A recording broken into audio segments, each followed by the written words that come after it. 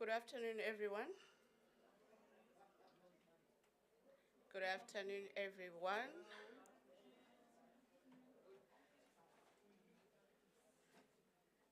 My name is Yolanda Nkomo, and I'm going to be the program director for this session. I think the privilege that I have in these shoes is to, tell the people that are older than me to sit down, without feeling guilty. Can we please settle down?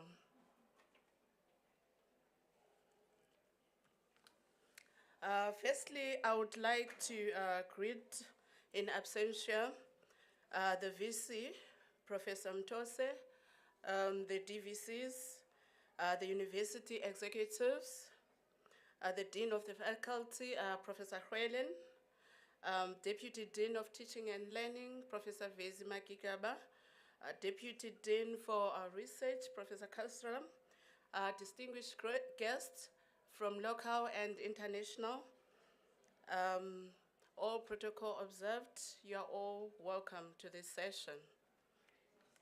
I thought I would see some faces after our lunch, smiles in their faces, but people are not smiling. Are we too full?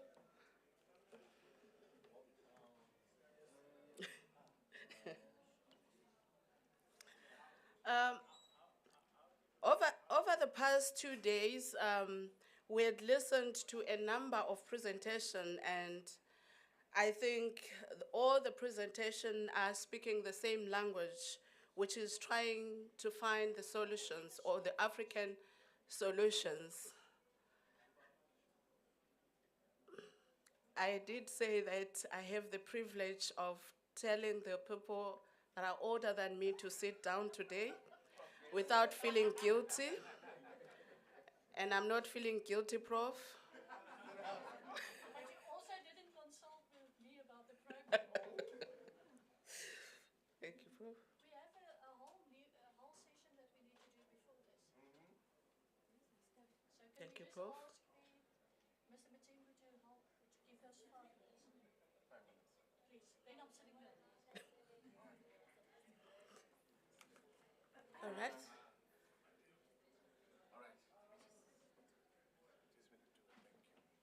Just want to do a thank you. There's an amendment in the program.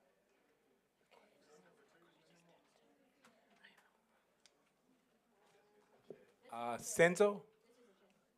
Can you hear me, Senzo? He's our speaker. Senzo? Okay, will you be able to hear us?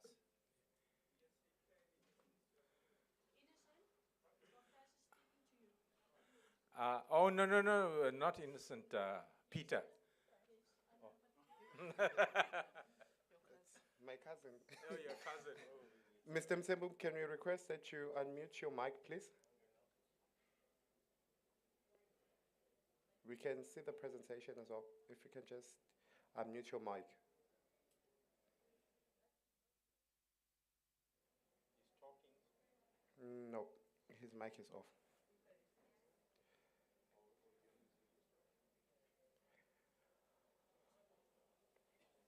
Okay, let me phone him. Okay. What you'll do your 5 minutes. Oh.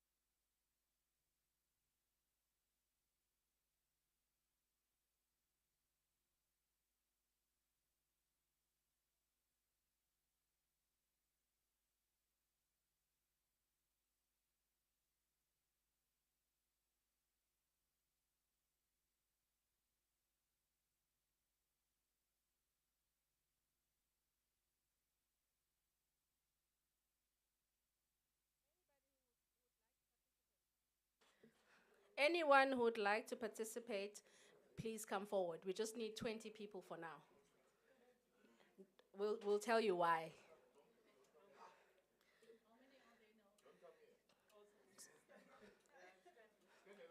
Yeah, you have to queue.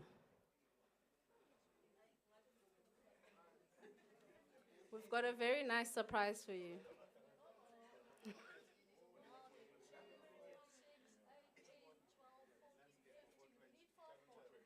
5 more. Any takers? 5 more? 5 more? Or we can start with the 15. We never know. The game might be over before we even get to the 15. I'm not promising anything. I just said if you feel lucky, come up.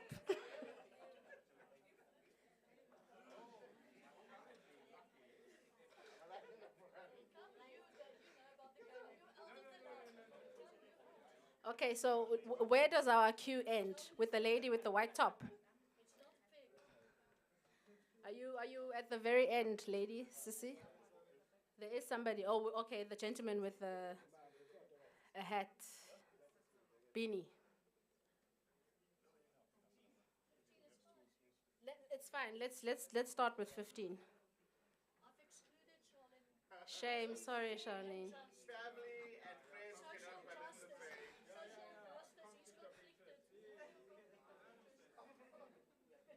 Trump just doesn't want me to win money. Why are you fixing? James, what are you rigging? You're rigging now. He's not rigging anything. Okay, so to our participants, this is how our game goes. We are going to be playing a letter matching game. So you can see the letters that are facing you there on the flask all read Mbali. So we've got other letters that make up the word Mbali, but they're jumbled up right there at the bottom. So you need to guess where each letter is. They will not be in the order that you see them now with the floss.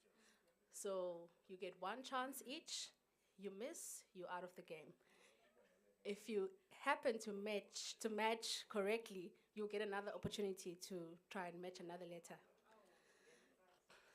You don't, well, I'm not going to say anything. We'll see. We'll see.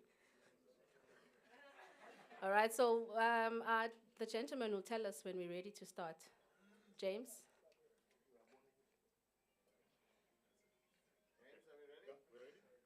All right, is everybody ready?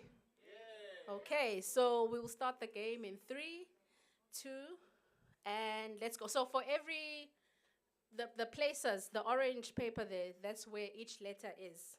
So you need to start guessing. But we've got an extra letter there. Just for interest. Yeah, you know, we must not make it too easy. So yeah, let's start this. You may also start. No. You use the letter on the flask and try and match it with the hidden letters underneath the box.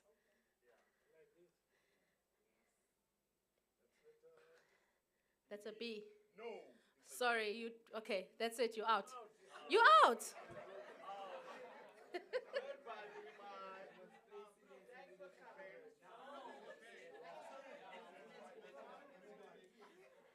And 3, 2, 1. If you're too slow, we're gonna disqualify you. Is it a match? Oh, sorry.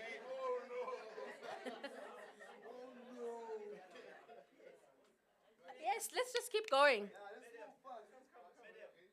You don't have to use the M. You can choose any letter. Oh, sorry. Okay, you're out. Jeez, what a group of unlucky people. Oh, wow. He gets cash. All right. You get another opportunity. Yes.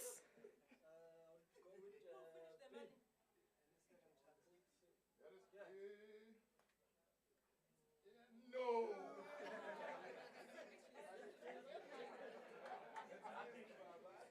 Let's go. Letter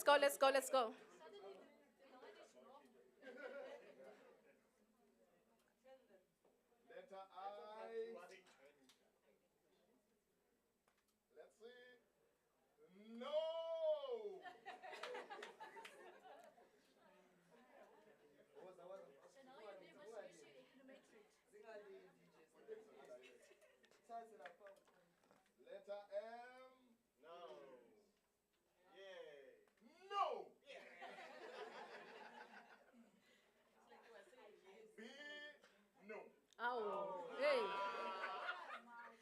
running out of participants.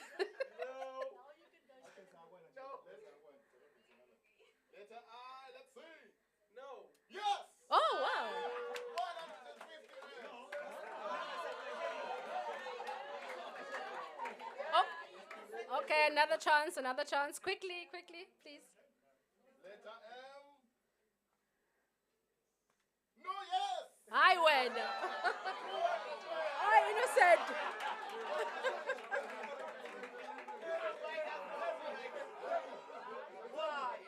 Don't finish the entire money, innocent. Yes! Hi, guys.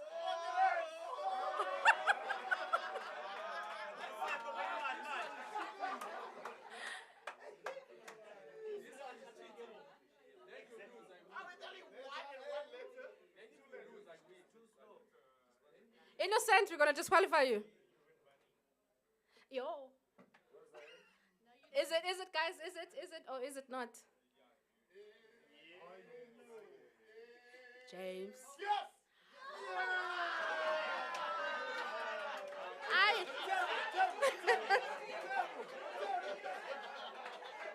Wow.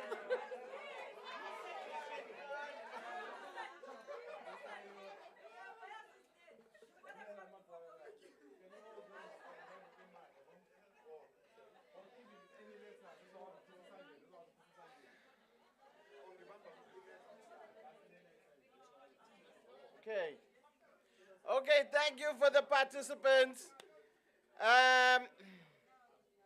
Very well done, innocent. Drinks on you tonight. Delegates, you know, this conference, it takes a lot to make it happen. What you see here doesn't happen by accident. There's a lot of planning and a lot of people that put it together. It's faculty staff, it's ABSA, delegates, representatives. But at UniZulu, our organizing committee cannot be complete without the support of our media department. You've been following Facebook, you've been following Twitter, you've been seeing these games that are done by them. You've been looking at the pictures, all coming to you. All coming to you from the CMD of UniZulu, the best CMD department in the country. Give it up for the CMD. And you know, when it came to this Mbali conference, Sianda Mtambo, he's the director of CMD. When we ask him to come for meetings, he does not say, "Oh, I am a director, I do not attend meetings." No. He's a very humble man. And he loves the brand of UniZulu and anybody who builds this brand. So Mbali is very close to his heart. He made sure his team are totally invested in the Mbali project. So Sianda, Prof. Kreling would like to, honor your team in terms of giving you a token to say thank you for all the support you've done during this conference. Your CMD team has been excellent. Also, not forgetting, we also have the IT department. The IT department has done wonderful work. Father and Smiso and all of the crew have done wonderfully to make sure everything has run seamlessly. So, Professor Kreling, your token to the CMD team. Let's give it up again for CMD of UniZulu.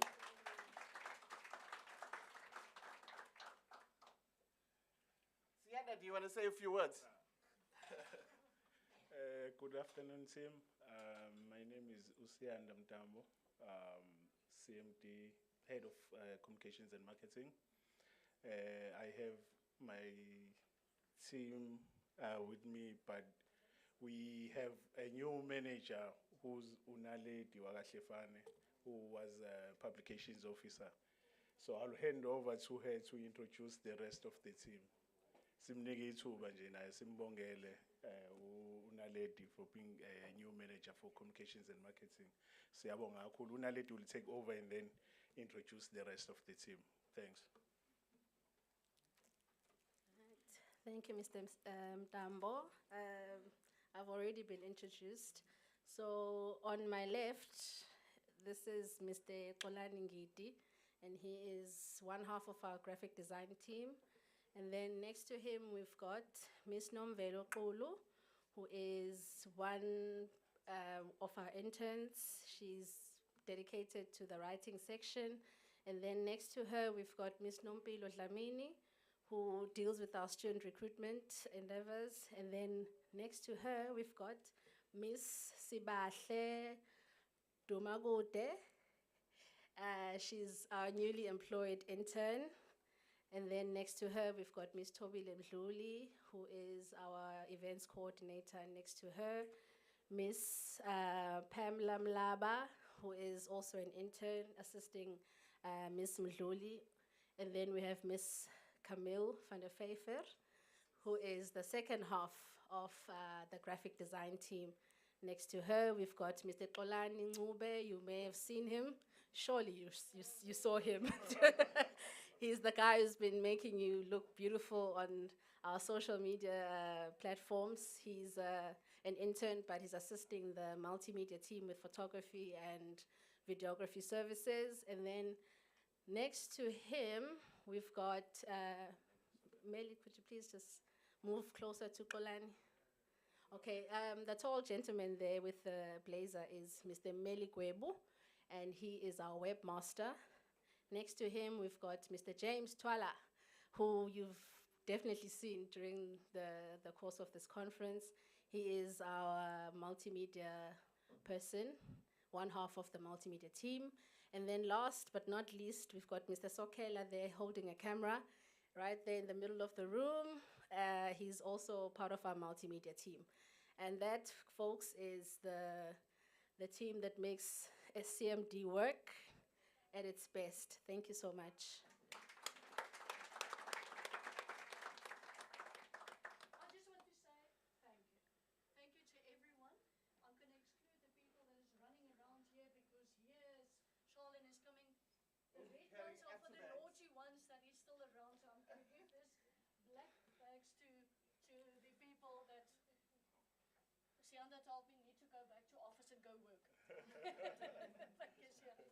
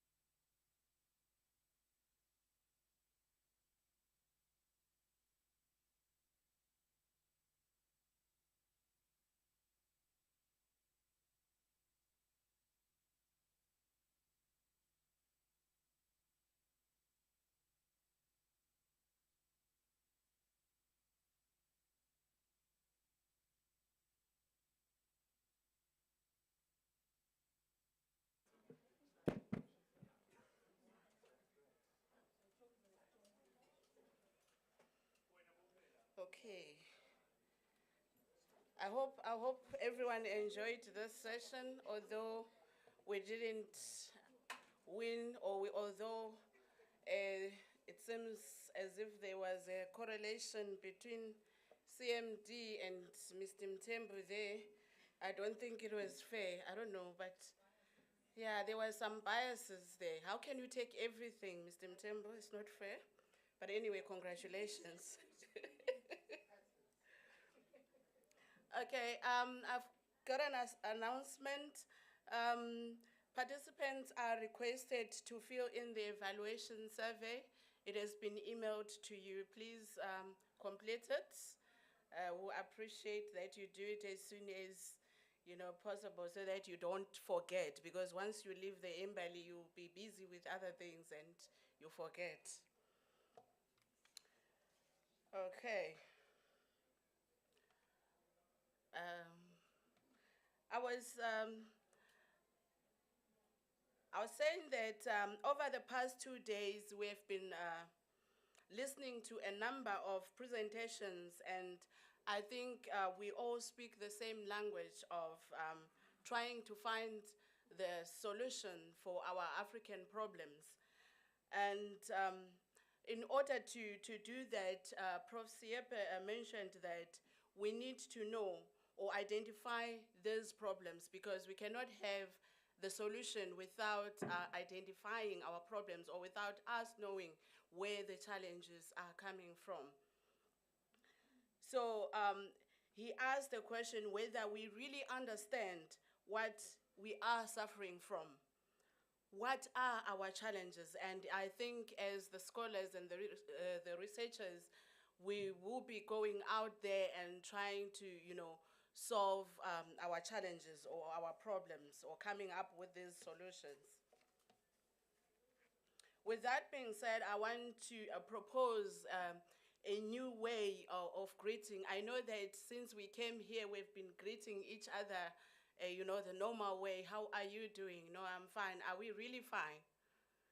Are we really fine? After Innocent received the money, don't we all wish that, we had some, some pockets, some money? I think we should be saying, or we should be asking, what are you doing? What are you currently involved in, or what are you currently researching on? I think these are the questions that we should be asking. Instead of asking an individual how they are, I think we should say, what are you currently working on? I think that will spark collaboration. I think there will be, some conversation or some studies that you are interested in, and by so doing, it will spark some collaboration. I will now want to call upon Professor Jo. We have got our plenary speaker online. I would like to call Professor Jo to introduce our plenary speaker for today. Professor Jo.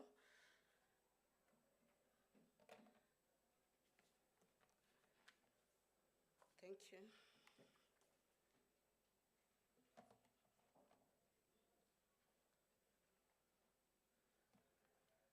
Thank you, Program Director. Good afternoon, colleagues.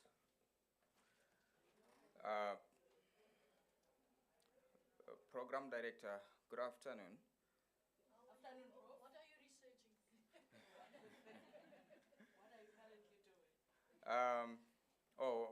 What are you currently researching? Thank you. Colleagues, it is my honor this afternoon to introduce our plenary speaker. He's one of us, and is one of those students that we always remember and point to when we want, to encourage and motivate our students.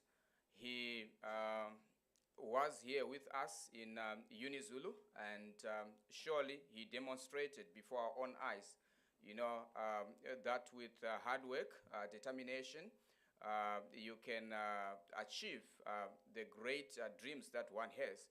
So if you look into the program, it is detailed who Mr. Mtembu is, whom I'm giving a special greeting even this afternoon, having not seen him in a while, but happy to see him and happy to have him here with us. Senzo Mtembu is a final year PhD student and lecturer at the University College London, specializing in health economics. He also works with the World Bank Health, Nutrition and Population team.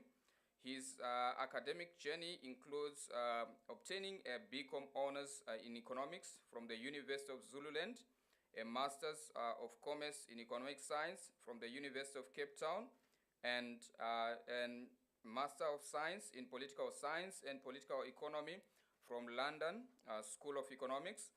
With a diverse professional and academic career, Senzo has previously worked for both the United Kingdom and South African governments, as well as non-governmental institutions across Africa. As a health economist, he has successfully led a series of impactful research projects in collaboration with World Health Organization across multiple countries. Thank you. Ladies and gentlemen, allow me to introduce to you Mr. Senzo Mtembu this afternoon. Thank you. Over to you, Senzo.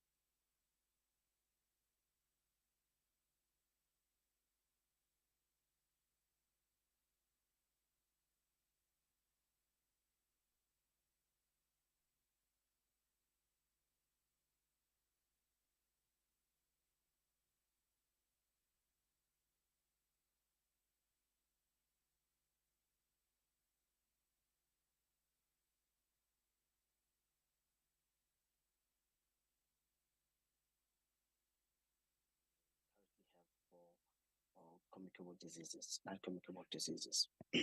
All right.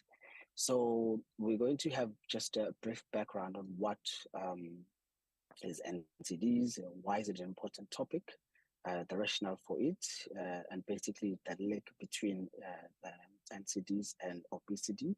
That's basically where we as economists now we come in and build models, simulation models on that, and try to get an understanding of what will this mean for the fiscal policy, also for public health, and also just the general consumption levels, if we want to look at it in terms of the economy.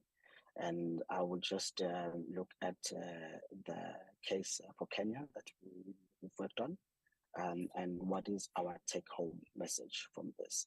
So just to give some background context into this, and why is this an important topic that at least we should have more economists jumping into the public health space and trying to use the economic models that they've learned to assist us in the public health space. So NCDs have really become more sources of illnesses and death. You've seen this in many African countries where many of the hospital admissions really consist of NCD-related cases. 60% of the annual death globally are in effect as a result of what we call NCDs. And if you look at it in many sub-Saharan Africa and lower middle income countries, it's almost 80% of these are attributed to NCDs related death. So one of the major reasons for an increase in NCDs would be the unhealthy food that we tend to buy or we tend to eat, and the drinks consumption, which are part of what WHO refers to as the major modifiable risk factor for NCDs. And many public health, there is an increase in the sugary drinks that we buy that is available.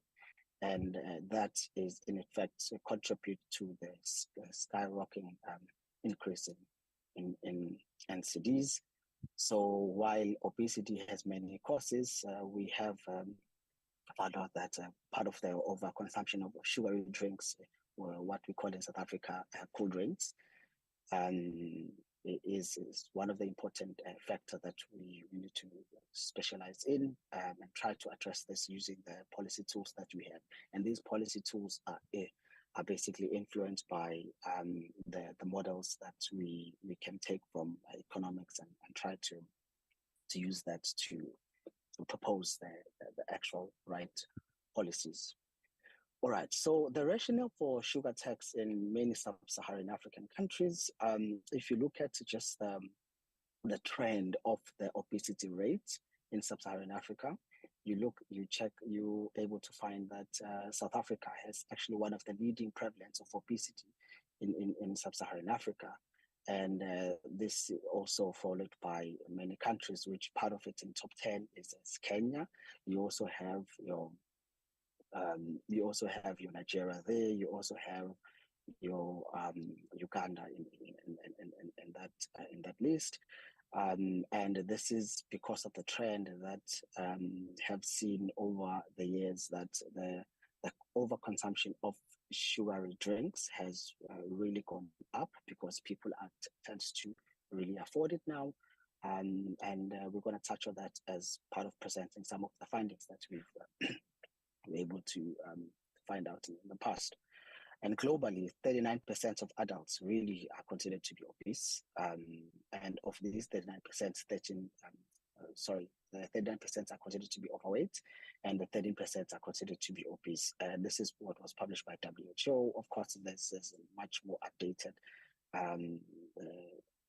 statistics as of this year, but the trend is similar to that. And how we look at that is we take basically the BMI as the indicator. Although there has been a lot of content about whether using BMI is the right tool for it, the right indicator that looks at people's weight and overweight, because we are all different, and can say it at least give us a good picture of how things look like. So you look at the differences between the weight differences between men and women. There is, of course, it's skewed towards the woman. You can see overweight sitting at 27 index, and those which are obese, if you look at the ratio between men and women, really is 10-1 versus the 8. So we do have a serious problem of people who are regarded to be obese that has been increasingly in sub-Saharan Africa. And as I've indicated earlier, how body mass index that is calculated really is just the weight of the person, which is taken in kilograms, divided by the weight, meters square. And we use that to basically get the BMI. As I did indicate, there has been a lot of criticism towards also using that index, but unfortunately, it's what we currently have. All right, this is just a typical example of how it would look like. How is that WHO? How does WHO classify those which are underweight? When you look at the weight, and you plug it in the formula, and you get your index. But we are mostly interested those who are either underweight or those who are overweight or obese. and of course extremely obese. But if you fall within any of those, then we are able to include you in the many studies that we do. All right. So as some may ask, then what is the link between obesity and NCDs? That's the case. That is because the NCDs really forms part of what we call um, behavioral diseases. There's some of the things that we can do. We can take measures in, and it will help to improve that. These are the things that some of it can be controlled, and it leads to a lot of causes, such as the heart disease and strokes, largely led by obesity issues, diabetes, and unfortunately, most cancers form part of those, are also part of the obesity categories. And as a result, in 2015, the WHO had a conference to basically say there has been a significant shift from the Western world, where there's been an overconsumption of these unhealthy foods or drinks in sub-Saharan Africa, and African governments needs to take appropriate actions to try and at least curb the spread of these NCD-related diseases, which are caused by the unhealthy food and sugary products. And of course, in part of their protocol that they came up with, they recommended that at least there should be a policy which is aimed at increasing the retail price. And I'll explain shortly why is the retail price important, because there's a strong relationship between the retail price and the consumption. And if you have a good political will, a good tax administration, then it should generally be a volume-based tax, sugar tax. Okay. So what we have in front of you is basically just to give an overview of what you're consuming, for those probably that they may not have known prior. If you look at just roughly, this is taken from between Kenya and South Africa, and the survey we did in Kenya and South Africa. So if you look at your water ideally does not have sugar. We're not speaking about, this is just still water. We're not speaking about flavored water. And then you start looking at things such as pure yolk. You see the amount of grams of sugar that is contained in there, all the way to your Coca-Cola. The 330 milliliter contained about 35 grams. And remember, 1 gram is basically 1 teaspoon.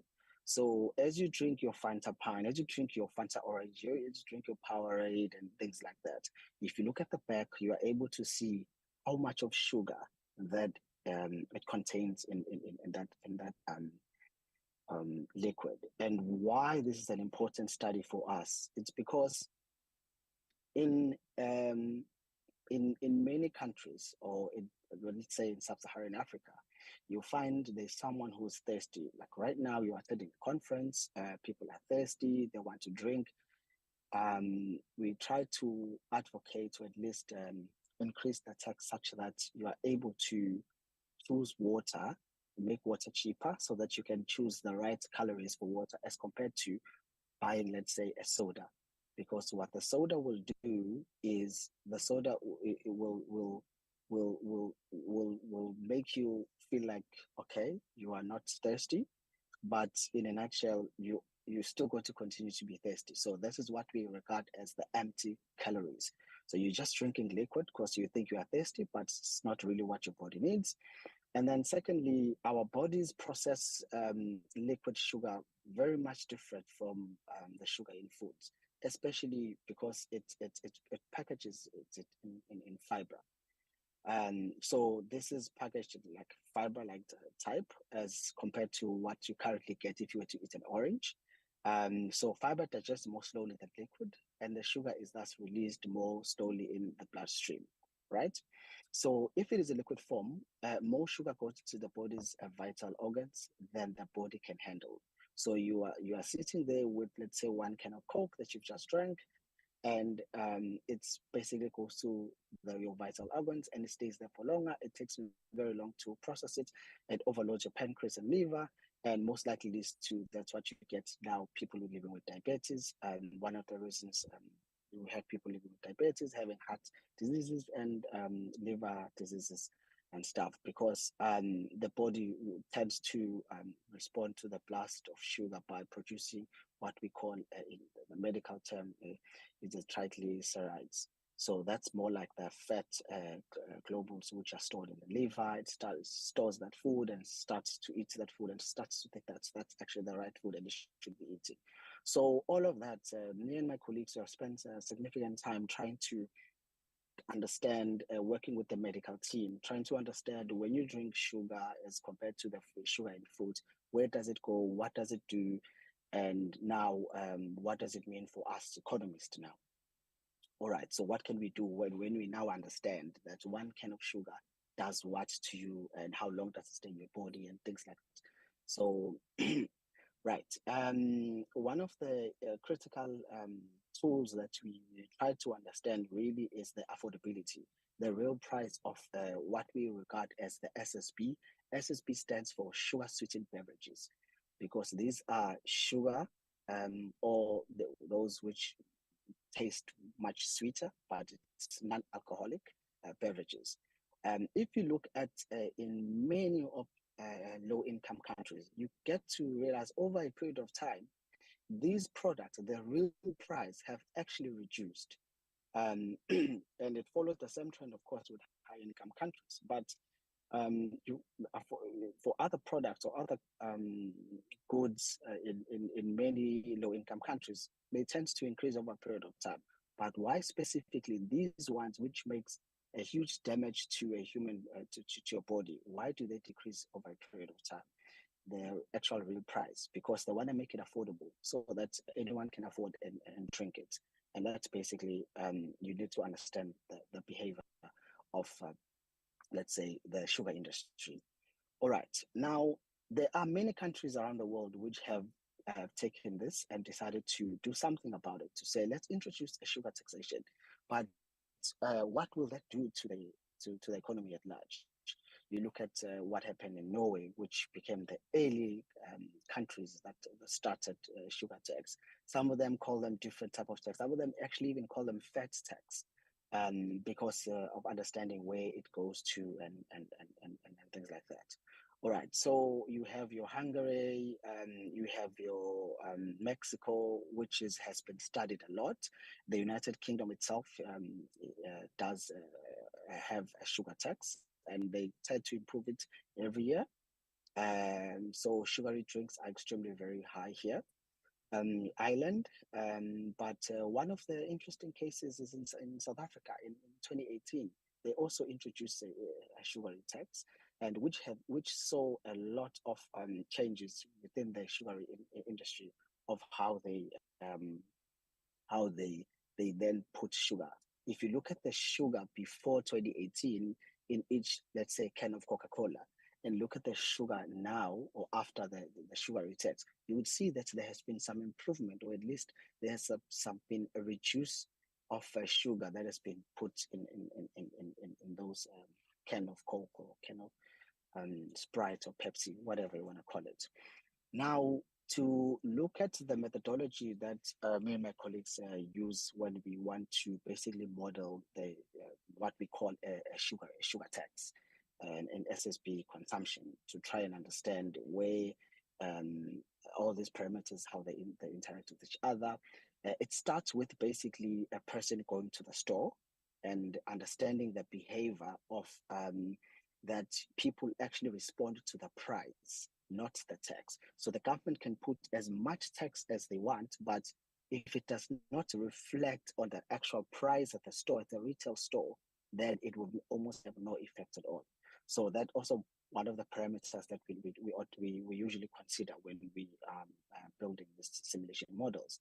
So the mechanism really is a changes in tax should be able to equate to a change in the retail price. That if you go to a store, go to Pick and Pay, you go to ShopRite, go to any other store and buy a can of Coke, if there was an increase in taxation, that should be translated to that. Now, we highly depend on what we call a tax pass-through, which we're going to touch on in the next few slides. So all of that should be able to give a change in consumption, right? So we put it in our simulation, and because we assume that you're a rational consumer, if the price goes up, then there's going to be, in effect, the demand effect, where there's going to be some consumption. Either it's going to go, most likely it's going to go down, depending on the actual pass-through from the companies. Now, what we mean by the tax pass-through, this is basically the degree of change that the tax gets passed to the consumers.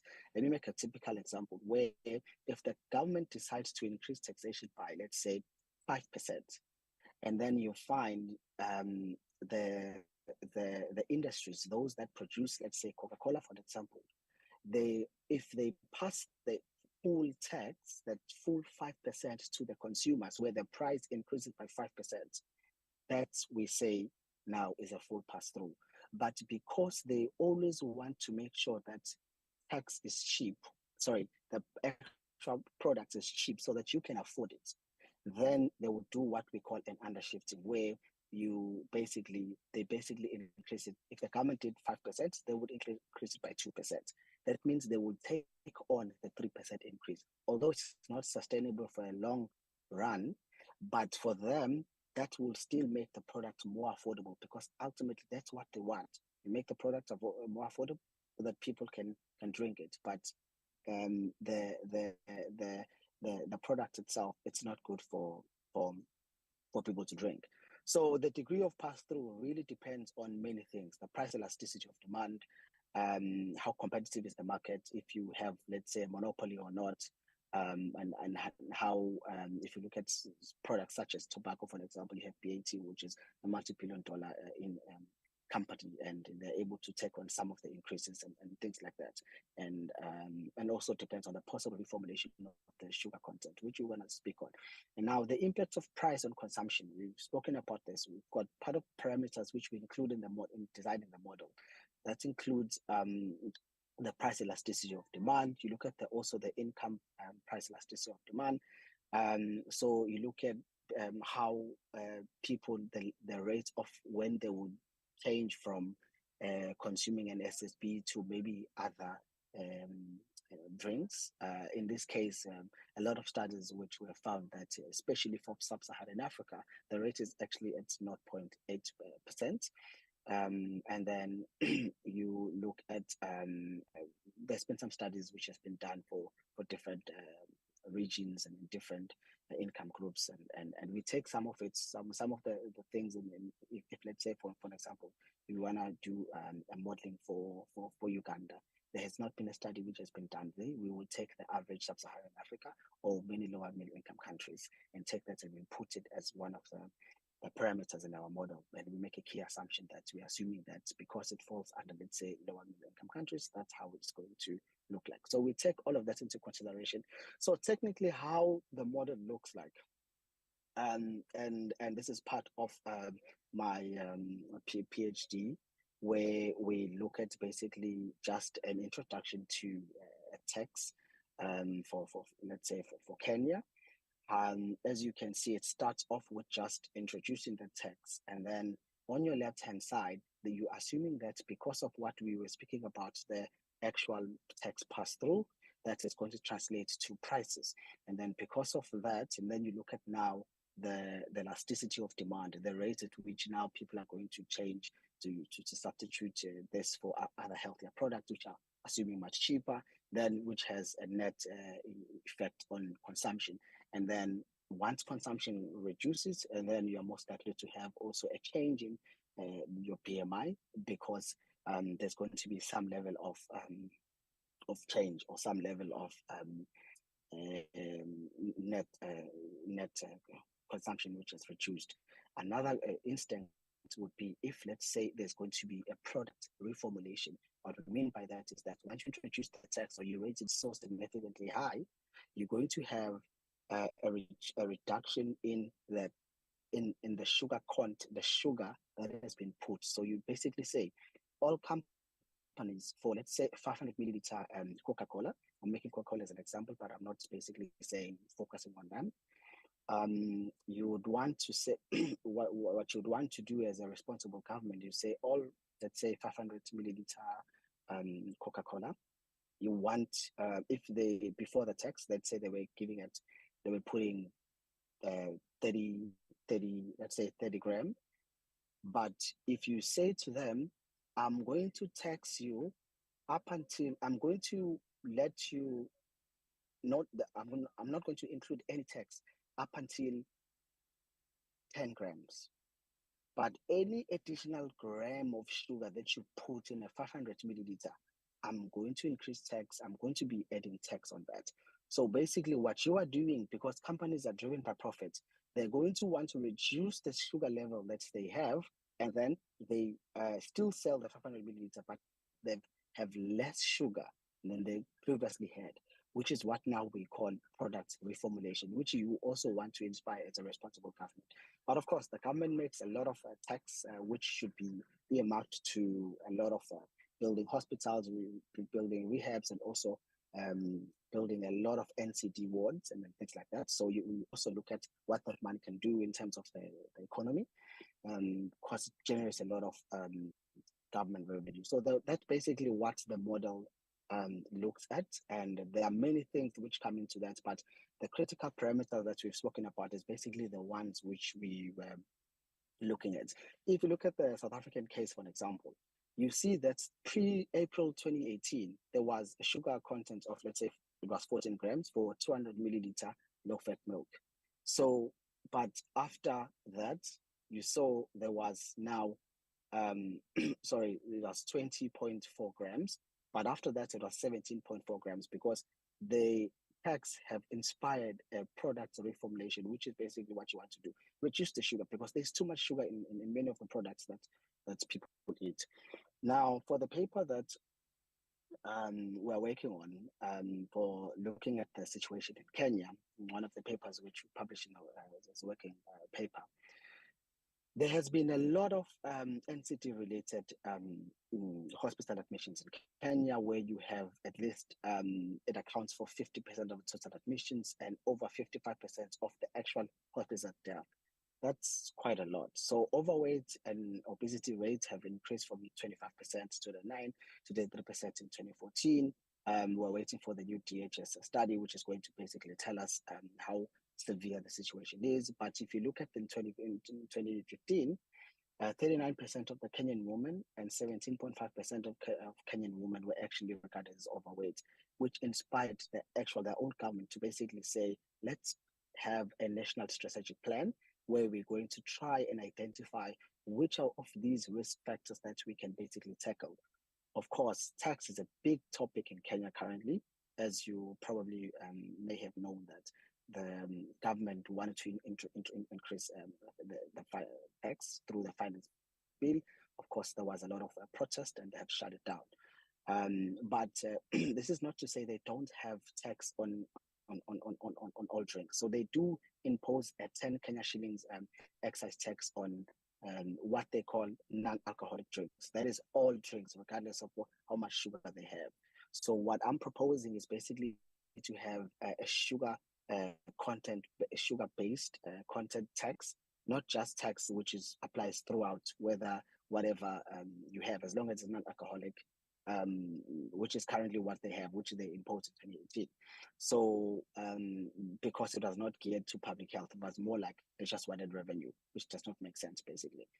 So in the model that we've published, we assume that we have two case scenarios. The first case scenario really being there is no tax threshold, so they just have a 30-cent Kenya shilling gram of sugar, and then without the product reformulation, so the excise tax on 1 liter on SSB will have sugar content of 10 grams per 100 milliliter. So we put out two scenarios to basically see what is going to happen if, let's say, you have one scenario where there is no threshold, basically saying all products are going to be taxed the same. And then the second product where you say, at least for the first 4 grams per 100 milliliter is going to be tax exempt. And then after that, there's going to be now an additional tax. So because you want to also inspire product reformulation. So basically in the paper that we did and published, we did find that the sugar-based excise tax on SSB does actually play a crucial role in to reduce the overweight that they're currently dealing with and the obesity. And while the current excise tax on soft drinks certainly does some level of reduction in SSBs, but it does not specifically target the sugar, which is what you want to actually have a sugar tax. So the tax should target sugar rather than the actual volume of beverages, because if you make it target the volume, it doesn't really make sense.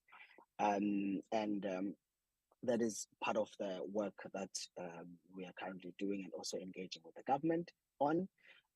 So the paper does recommend that the Kenya should have an SSB sugar tax on its own, standalone, over the current 10 excise tax on all just non-alcoholic drinks. And the government should actually make it very clear that this is basically to enhance public health rather than just to currently as it's being marketed as a way for creating money revenue. This is also to the paper did make some caution that an SSB tax does not seem as a miracle. It's not a silver bullet. There's still some work that needs to be done, how it's enforced and things like that. But one of the things I thought might be important as I conclude is to speak about basically how the industry usually respond. We've seen this in South Africa. There's no industry that likes to be targeted for health taxes or any taxes at all. We've seen this in tobacco. We've seen this in alcohol, where there are cases that go to court, and there's a lot of things that is coming to that. The industry will definitely strongly oppose any form of taxation. They will make typical arguments such as there's going to be job losses in the economy, there's going to be a loss in GDP, and there's going to be many other things which they basically will throw at the government, which makes them scared to actually look at or impose some taxation. It must be evidence-based taxation, not just any taxation. So really, what I would like to close with is the take-home message is that an SSB tax will not be the silver bullet. It does not all problems are going to disappear after it, but of course it plays a critical role in ensuring that the food that we eat at least have some level of reduced sugar in it, and the economy still benefits largely out of that. And another thing which is important, which the WHO always emphasizes on, and now the World Bank has taken it on shoulder, is it's important how that excise tax is structured, because it must also still benefit the consumers, because it is still their choice at the end of the day, but also it must also benefit the citizens at large, because we can't be having hospitals full of entity-related cases, why there are tools that can be used for that. So I think that's where I'm going to leave it here. I'll take comments and questions. Thank you.